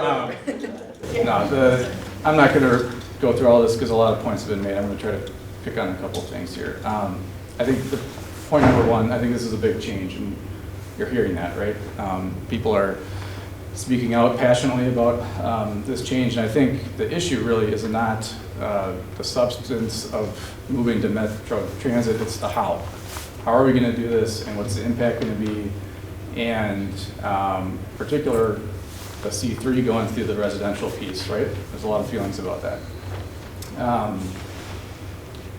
There are a lot of merits to partnering with Metro. We've heard them providing residents with greater access to regional transit, increased stability and consistency. I think the comments about the current service we have, those are real concerns, and that's the responsibility of the commission. Concerns about sustainability, carbon footprint, connecting Monona businesses to a broader employee base. These are all really important opportunities and things that need to be considered seriously. And I would just echo the thoughts on the Broadway corridor and the Monona Drive corridor and thinking about how to best accomplish these goals that we have. And also listen to everyone that's concerned about the line running through the residential areas. There's a lot of concern there. And I guess, a couple things after hearing, appreciate the info session. How is this going to serve people who want to travel throughout Monona, get to the grocery store? I look at this one-way loop and I'm a little concerned about needing to drive all the way downtown to get back around. So that's just one thought in terms of considering the routes moving forward. The survey is obviously a point of discussion. I agree, let's continue a thoughtful debate, a thoughtful process to evaluate the right solution here in the end. We got 1,600 responses for the plan for San Damiano before even proposing a solution. And we're going to do more input along the way to evaluate solutions. So let's take a similar approach. Let's work on our timeline and the timeline that's best for the residents, and not a contract timeline or not a timeline that's a Madison Metro timeline. So let's proceed thoughtfully. Thank you. Thank you. Mr. Goforth.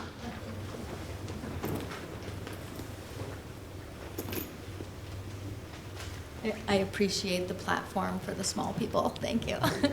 I just wanted to say first, thank you all. It is a thankless job. You're doing a great job, and your volunteers, many of you, some elected officials, really appreciate your work and dedication.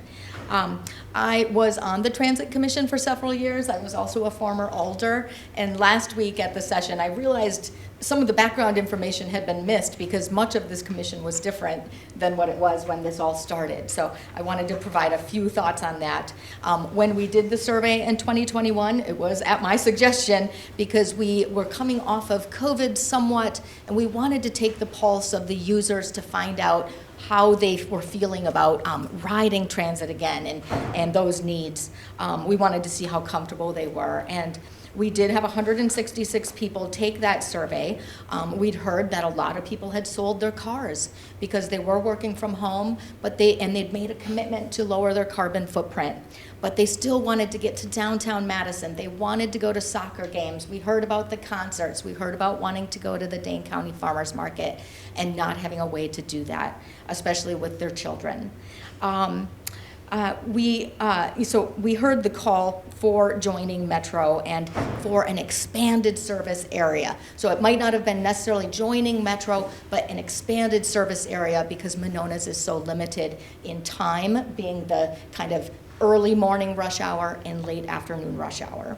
So we started considering that and thinking about it, and coincidentally, not long after, Madison Metro reached out to us saying that they had an opportunity for us to join with all the other suburbs. The Monona Library will close in 15 minutes. Right. Countdown is on.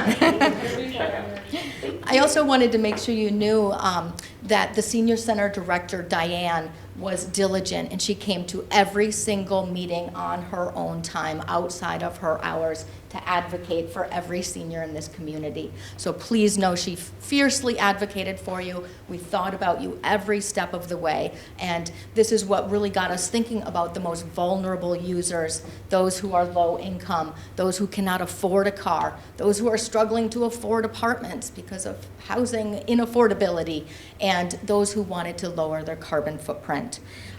We also have a lot of kids that need to get to the school district. There's parking struggles up there. I live there. My street, it's very chaotic. And so having a bus where kids can take the bus to school, not necessarily a Nelson bus because they have their challenges as well. But if you see Diane, do thank her because she did this. And talk about thankless. I don't think anyone's acknowledged that. So she was fantastic, and you were thought of every step of the way. Like they said, the routes are not yet set. That's why we're here. We want to hear from you.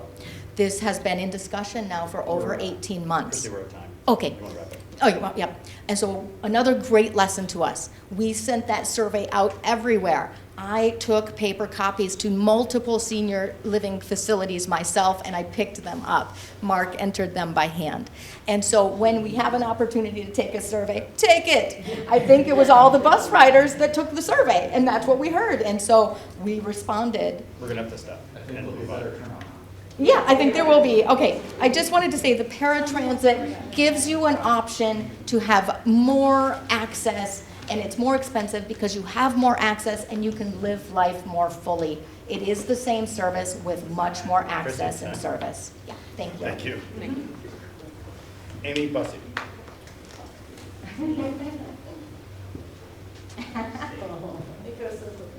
Hi.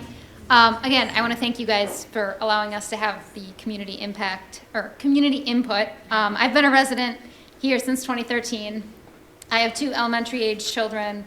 We walk, bike, scoot on the streets every single day, including Maywood, Owen.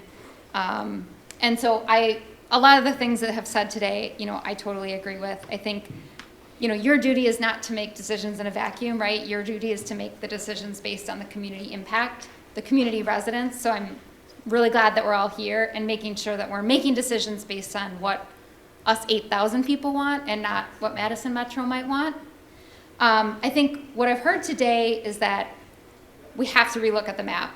There's significant concerns from a safety perspective going through the neighborhood, and I think when we hear about the businesses, I know you said a couple years ago it was cost prohibitive, just stop on Monona and Broadway, but I think it's absolutely, that was 3 years ago, worth asking Madison Metro to relook at that proposal. I think we know survey data with only 1% is useless. So I think it's all up to everyone in this room and the other 8,000 people that we have to take the survey, right? Because you can't make a decision if you don't have good data. And I think we need to know if people actually want the bus and are going to ride the bus. I think the comments about If a bus is going and it's empty and it's a safety hazard, I mean, that just is, you know, kind of defeats the purpose. And I love also the comments on the measure of success, right? And really kind of evaluating. So I think my main points are safety. I really think we need to relook at the residential streets. I don't think that made sense. I'm not supportive of a bus on streets without sidewalks with young children. And I think we just need more data. So I thank you, and I look forward to seeing a revised proposal. Thank you. Veronica?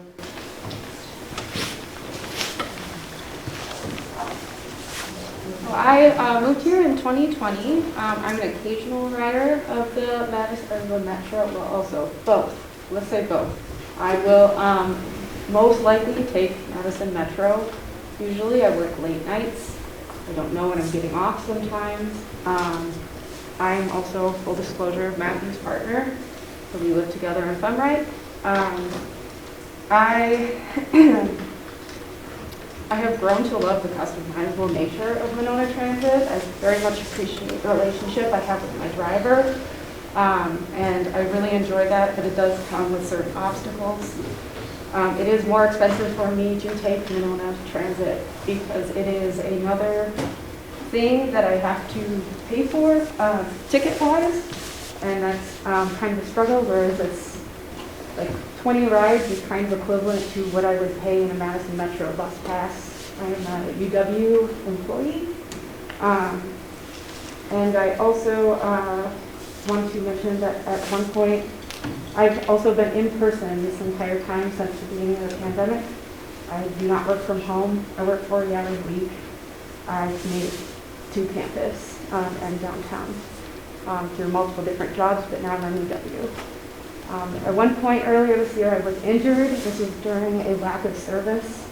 It was a point where I could not walk very well, and that became an extreme issue for me, trying to get to Flom and being at work on a second shift. I also want to mention that I totally echo we're looking at the map, and in a way that it would serve me to pick up on Monona Drive, but it might not serve others. So I guess I'm not torn either way on the neighborhood route, but definitely maybe looking at a way to get to Metro Market, C3 way, where you can pull in and not have to cross wrong way, which I think was a really good idea that was mentioned over there. Thank you. Thank you. I'm not quite sure. It looks like Sean Young. And Oscar Young and not passed. Oh, okay. Thank you. Oscar. Now I see. Thanks. Brian McNerlin? He had to go. Gotcha. Rebecca Bernstein?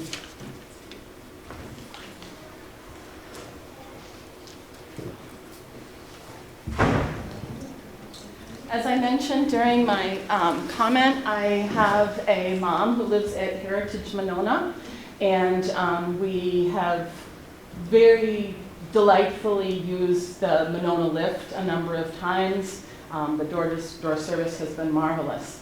However, it is an extremely limited service. My parents and I would imagine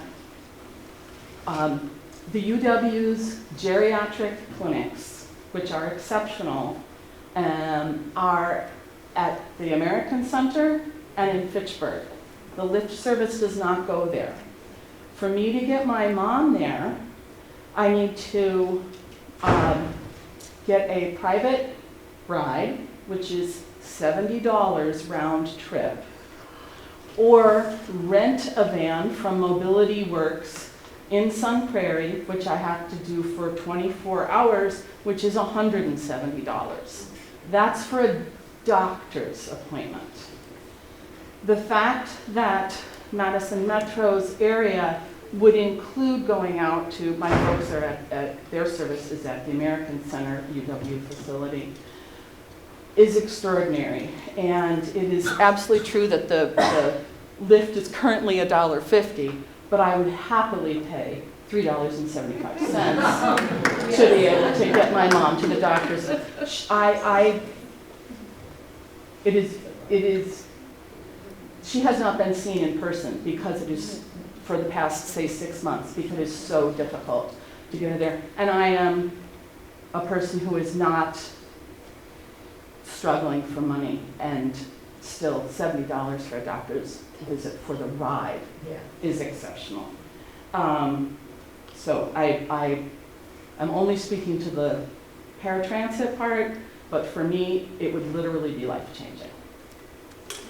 Thank you.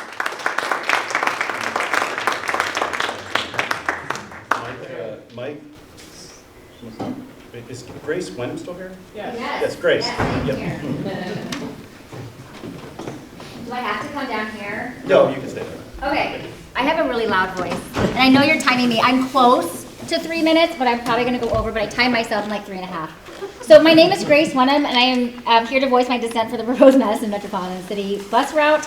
I am both a resident of Monona and a Monona small business owner. I am a pediatric dentist, and my office, Madison Pediatric Dental and Orthodontics, is located in Monona. As it so happens, all of my partners and specialists in my group happen to be residents of Monona.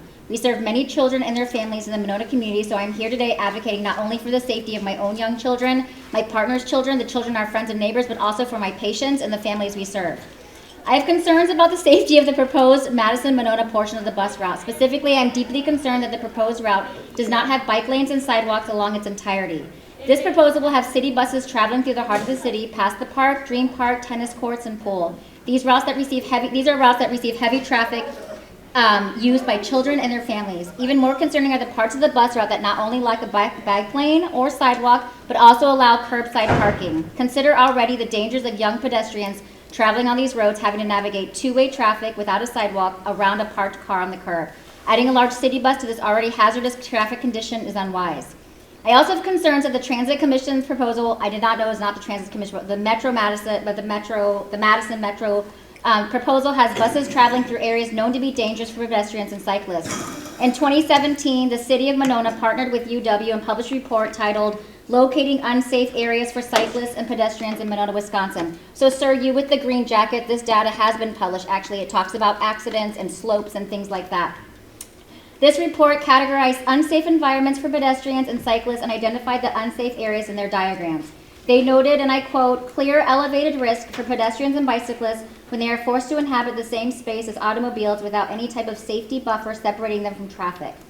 When these diagrams are compared to the when these diagrams are compared to the Transit Commission's proposed bus route, you will note that the majority of the proposed route is on an unsafe path for either pedestrians or bicyclists, and often both. And so they do have these published, and they show you where these unsafe routes are. And if you compare them to that route,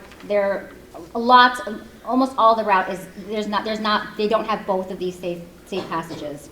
Please note that UW study did not take into account large city buses on the road, which add another layer of risk.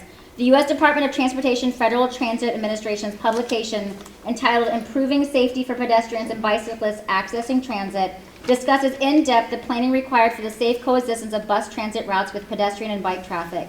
Noted in DOT publications are the greater dangers buses pose to pedestrians and bicyclists. Namely, they have larger and more blind spots, they take 40% longer to stop, have a 42-foot turning radius which requires them to cross into the oncoming lanes, and their 30-ton weight.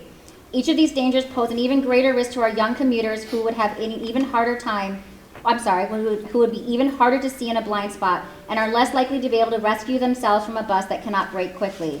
Furthermore, buses navigating their 42-foot turns into oncoming lanes will require the oncoming traffic to drive along the curb, precisely the space where pedestrians and bikers are expected to travel.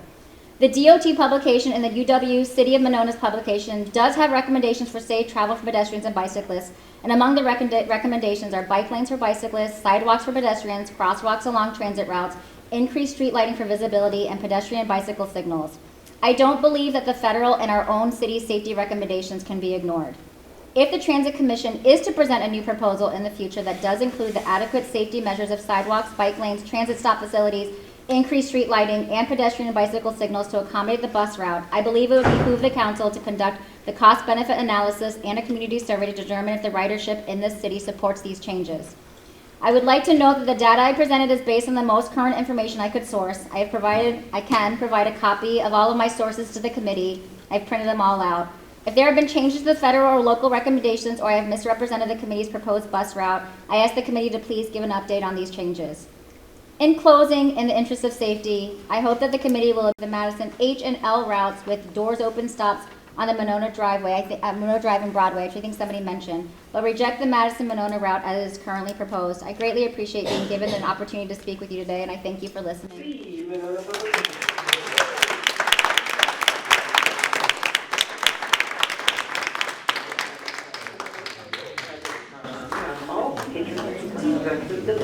I'm a little concerned about the library closing. Yep, we have 2 more registrants. Okay. Well, 3 more registrants. Okay. Yeah. So, yeah, they're not gonna. Mike Baum? Boom. Yeah, I'll be Boom, quick. sorry.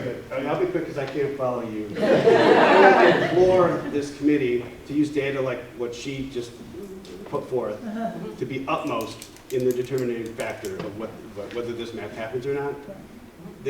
Public transportation is important. Nobody's arguing that it's not, but there's a smart way to do it, and there's a way that does it that is not to the detriment of the community. And I think you're hearing today that this map is a detriment to the community. Not as a gotcha, but as an interest of transparency, and because this is very personal to all of us in this room, I'd like the committee to be personal and raise your hand if you live along any of this route. Okay, one out of 6, 7. Okay, thanks. Oh, you mean is it literally going right in front of our Yes. house? Does it go in front of your house? No, it goes 1 block out. Then that's all I wanted to know. In front of your house is a big difference than a block away. It has to go in. Yes, it has to go somewhere. Yep. It has to go on a safe street that has the proper dimensions to have a public bus go down the street. Not along a residential street that has no sidewalks, barely enough room for a bike lane, for crying out loud. I mean, the bike lane that's on Winnetka Road is illegal, actually. But even that is better than some of the streets that are on the road. This is not a not in my backyard issue. This is a public safety issue and a nuisance issue. Understood. You can do public transportation smartly. It's possible. You just need facts, you need data, God forbid you need time. None of which I've seen proposed here. Understood. Thank you. We have Doug Carney. I've already spoken, thank you. Gotcha, Doug. And Julia Jenkins. And that is it. Okay. Fantastic. 3 things before we exit tonight. First of all, I want you to know, again, thank you all for coming. Thank you for voicing your opinions, your concerns, your support, whatever. We're glad you're here. Number 2, know that Diane is not the only person who cares about seniors. There's not a transit meeting. If you go to the transit meetings, for the last, every year that I've been around Monona, there's just not a transit meeting where seniors aren't discussed, and taking care of our seniors isn't discussed. So we love Diane, of course, and our senior center is fantastic, but I just want you to know we haven't forgotten about the seniors at all in this equation. And third, if the commission does decide to do another survey, we're counting on all of you to help us get the word out and get more responses, because it wasn't for lack of effort when we did the last survey in 2021. This is I have a special envelope, open this. Right. Can I say something about a survey? Yes. In about 10 or 12 years ago, the National Step Monona, which doesn't exist anymore, wanted to do a survey about sustainability and what people were concerned about in Monona. And we partnered with the university on a capstone course. It took us going door to door, handing out paper surveys, knocking on doors, talking to people, and then also following up with the email. We had an email where they could do a survey monkey type of thing. And with all that effort, dozens of people, 2 big weekends going door to door, 3,000 households touched, 20%. Right. So don't expect that you're going to get some great response from the entire community. It's just not going to happen. Right. I would be 20% remiss if I considered didn't, thanks Heather, I would be remiss if I didn't also thank our colleagues from Madison Metro. Yes. I appreciate you guys coming to Monona to give us something to consider. I look forward to continuing the conversation, and I thank you for answering all your questions as well. So again, thank you for being here. Stay dry as you go home.